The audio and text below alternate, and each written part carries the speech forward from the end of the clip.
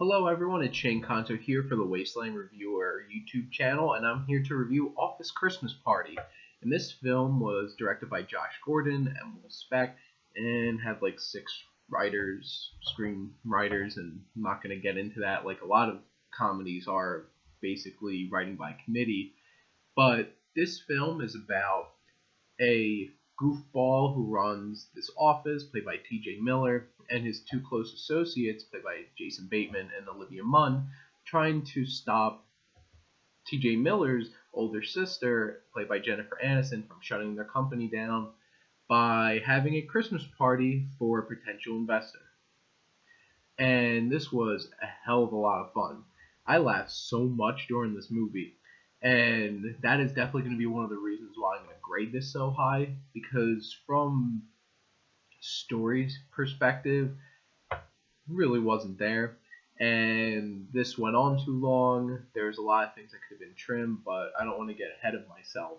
Now, the direction, I was surprised, and there was some good use of crane tracking shots. There was some great use of framing, and from a technical standpoint, this is actually a really well-made film, and they put a lot of attention and effort into creating this film, which I appreciated a lot, because a lot of comedies, it's just go for the gags, that's it.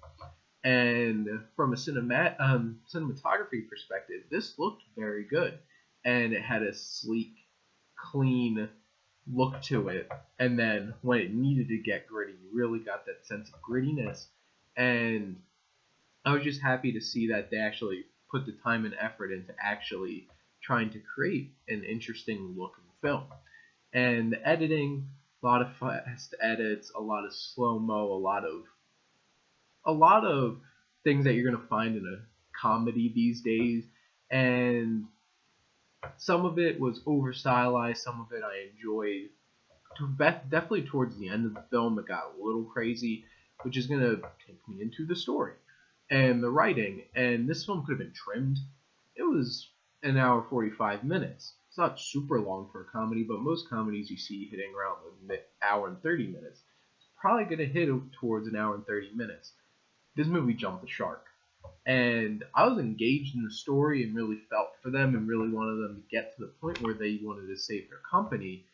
But the route that this goes towards the third act of the film just goes completely out the window. It's crazy. Different subplots that really didn't have to be there started overtaking the film, and I just felt like it could have been done in a different way. And in terms of writing for the characters, there were a lot of endearing characters in this. There's also some really annoying characters in this.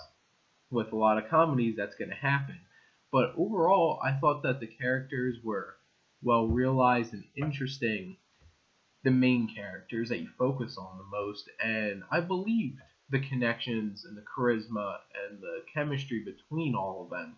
It felt really real. And in terms of the performances, some of the standouts, Jason Bateman, love him in like everything he does. That dry wit was perfect for this film to anchor it. Olivia Munn, who had zero personality at all in X-Men Apocalypse, I really enjoyed her in this film. T.J. Miller, fantastic. Just, this is why he's in a lot of comedies and why he's getting bigger roles, because he's fantastic. He carried a lot of this movie with just his humor and his charisma. Jennifer Aniston is really getting into that role of the mean, middle-aged woman type character, and she's running with it because she was great in this film. She really brought that antagonist to life in this film, and definitely the big standout and the stealer of the most scenes was Kate McKinnon, which doesn't surprise me because she did that in Ghostbusters as well. She was fantastic. Her awkwardness, the strange things that she brings to her character just makes her character, who head of HR, so much more interesting and awkward and just funny. Now, some of the jokes made me laugh so hard. Some of them felt super flat. But the thing is, I would say around 90% of the laughs and jokes in this film really hit it. For me, at least for the first 2/3 of the movie. Towards the end, it got so obnoxiously ridiculous to the point where it's like, hey, we're in an office. let's just not use the regular copier. We have a 3D printer, so let's make 3D printouts of our private parts. And I'm just like, really? And it got to places and kind of took me out of the movie towards the end, which really disappointed me because I was really into this for the most part throughout the whole entire film up until that point. And when it comes to how I grade this and how I enjoy this, if you just want some obnoxious fun, go see this. I totally would not pay $12 to go see this in the theater, but it was a fun time. It'll make you laugh. Probably wouldn't own this film, but I'm glad that I got to see it. I got some laughs out of it. I enjoyed it quite a bit, and I'm gonna give Office Christmas Party. It's slightly above average comedy. I'm gonna give it a C plus.